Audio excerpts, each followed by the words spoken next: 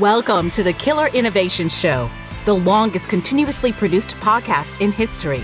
Each week, Phil McKinney brings you the insights and strategies to amplify your creativity and innovation skills. Here's your host, Phil McKinney. Laws exist to keep some form of order or control. The traffic laws that we follow to avoid chaos as we drive around. There are a variety of laws that are out there. Scientific laws are ones that we can test and prove. We can reconfirm that the law still applies. An example would be, the law of gravity. It always exists. The law is always the same. There's also other kinds of laws that we use in the context of business terms. In that case, those laws are observed and validated over extended periods of time. We can test them, we can predict from them, and we can see if those predictions are true. Perfect example of these kinds of laws would be Moore's Law, which says that the number of transistors on semiconductors will double about every 18 to 24 months. That law has been in place since the 60s, and it gets validated all the time. Now, there are some things that people think are laws, but they're really rules of thumb. Now, a rule of thumb is really, it's an anecdote, and it's based on personal experience or some lore that's been passed down over time. Probably the most prevalent of these kinds of rules of thumbs is the 80-20 rule, which says that 20% of your actions generate 80% of the results. 20% of your customers generate 80% of the revenue. 20% of your trouble tickets generate 80% of your truck rolls. The 80-20 rule. What's interesting, though, is that rule has been proven not to be really that valid. The rules of thumbs are good to identify if there's a problem. It's an early test to see if there's something that you can narrow down to find a problem that you can focus in on. But a rule of thumb is not a law. Now, we're going to talk about the laws of innovation. The laws of innovation that we are going to talk about have been observed and validated for over 30 years. They're not a rule of thumb. These are the proven and tested set of the laws of innovation. And I'm going to walk through these relatively quickly just to give you a quick introduction and a quick overview. I'm talking specifically about the 7 laws of innovation. So law number 1 is the law of leadership. Leadership is critical. Leaders prioritize innovation and show it through their actions. Leaders are not just executive leadership, the CEO, or the owners of a business. Leaders include everybody from if you lead a team or an organization, or if you're a project manager, you don't have people reporting to you, but you've been put in charge of a project and you're delivering that project. The law of leadership applies to you. And what this basically means is you need to walk the talk. If innovation is important to you and is important to your organization, you just can't give it lip service. You have to live it. You have to walk it. You have to demonstrate it. The team will follow you based on what you model to your organization. Law number 2 is the law of culture. An organization's culture eats strategy for lunch. A lot of organizations focus on their strategy and they're trying to make that perfect strategy to achieve success. But culture is foundational. What do I mean by foundational? It lays the bedrock. It lays the foundation that everything else in the organization gets built upon. If you do not have a well-defined culture, that foundation is weak. The ability to drive a program of innovation inside any organization and team is going to fail. Now, specifically around a culture of innovation, there's certain elements that you need to have in that culture, such as, the willingness to take risk, not to penalize people if they take a risk, try something, and it doesn't work out and it fails. That's called learning. We should never look at failure as something negative. It's actually something positive. We tried. We did something. It didn't work out. That's okay. We will try and experiment on the next thing. That gets built into an organization's culture. If that culture is not strong, people will not take risks. And without risks, you have no innovation. So, the law of culture, absolutely critical. And number 3, the law of resources. Innovation requires committed and consistent resourcing. And what do I mean by resourcing? It's people, it's time, and it's money. You need all 3.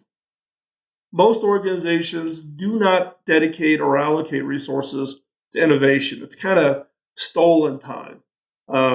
Squeeze a couple of hours in here, a couple of hours in there, and you try to make it work out. Organizations that want to achieve innovation success have to have a consistent set of resourcing, committed. How many organizations have a budget line item where it's uncommitted dollars? Dollars that are given away to teams and organizations. It sits in a pool and people can throw in new ideas. Most organizations do not have that. And that challenge is when new ideas come up. If a new idea comes up, where do you get the people? Where do you get the money? Where do you find the time in everybody's calendar? That becomes the big challenge. You have to run around, pass the hat, pass the cup, beg for dollars, and then wait to the next budget cycle. In this case of the law of resources, it goes beyond just that this calendar year or this budget year, you dedicate resources. But what about every budget cycle? Do you have to re-justify every project? Do you have to go through and re-ask for money in order to keep your project going? Or does this law of resources enable you to have committed resources for extended periods of time, 2, 3 years in some cases, depending on how big and how complex the project is? This law of resources says not only do we have resources we can allocate to a project, but that when we commit to them, we commit to them. They're not tied to this arbitrary calendar of budget cycles. It is defined by what is appropriate for the project at hand. So law of resources is absolutely critical because if you don't have people, time, and money, the odds of you having innovation success shrinks to zero really, really quickly. Number 4 is the law of patience. Innovation takes time, more time than expected. Get used to it. It's just what happens. These things take time. They are hard to do, and they're hard to predict. You don't know what's going to happen when. You don't know what the effort's going to look like, what the challenges you're going to run into, the speed bumps, the unknowns that you're going to encounter. Leadership that gets locked into, we're going to innovate at 3 o'clock on Friday, are going to be sorely disappointed. Or we're going to launch a new product when you don't have it already in development. Or we're going to generate a breakthrough idea this year where you don't have a pipeline. You have to have patience. You have to get enough things moving in your innovation pipeline, and you have to have patience. You have to be willing to see failure happen, or experiments not work out, or trials that didn't generate the results that you were expecting. Patience, by far, is one of the hardest laws for executive leaders to get their heads around. Most executive leaders like predictability. They live by the quarter. They want to see those results. Most executive leaders struggle with this law. And that is one of the hindrances for organizations to achieve innovation success. Executives all the way through the entire leadership organization and down even to the individual has to have patience. A lot of organizations, even the line staff, the people, individual contributors, get frustrated because they're not seeing progress fast enough. It's okay. It takes time. We have to get used to the fact that no matter what we plan, odds are it's going to take longer than we expected. Number 5, the law of process. Establish and continuously innovate a robust innovation process. Key point here is one is to establish, build an innovation process, such as using the FIRE framework, focus, ideation, ranking, execution, using that as a framework as your process. But not only that, continuously innovate, improve it. Don't think it's static. There's loads of consultants out there that will come to you and say, here's the 10 magic steps of innovation. Follow these steps and magic occurs and you will achieve innovation success. Reality is, it's bogus. It is absolute bogus. Every team, every organization is different. The project is different. The nomenclature and language is different. The processes behind the scenes are different for every organization. So if you take an innovation process, wherever you find it, wherever you think it's the appropriate one for your activity, be willing to adapt it, change it, tweak it, do it in a way that works for your project. Experiment, see what works. You might uncover an entirely new activity in the process that works out and absolutely crushes it. So the law of process, it's important to have a process. You need to establish it. Your team needs to be trained on it. They need to know how to use it and operate on it. And you need to not stand still. You need to continuously innovate. How do you improve that innovation process? What experiment could you do? Try something a little different on how you define the target area. Maybe you change a little bit about how you do your brainstorming or your ideation activities. Try a new way to rank your ideas, to find the best ideas out of the hundreds of ideas that you're going to generate. And then execution. Experiment with different ways to execute. Be willing to exercise it. A law of process doesn't mean it's locked in stone, carved in titanium. You need to be flexible, you need to establish it, and you need to continuously innovate. Number 6, the law of the BHAG. Define a target and clear finish line for your project. What do I mean by BHAG? Bold, hairy, audacious goal. A BHAG is that finish line. Clearly define a compelling target and a clear finish line because it will catalyze the team. The team will have a clear goal that they are going to try to achieve. BHAGs are unbelievable motivators. When you look and you dissect teams that had high innovation impact, they had a BHAG. They may not have called it that. They may not have even consciously created it. It may have just been a mission that all of them signed up for, and they achieved unbelievable success.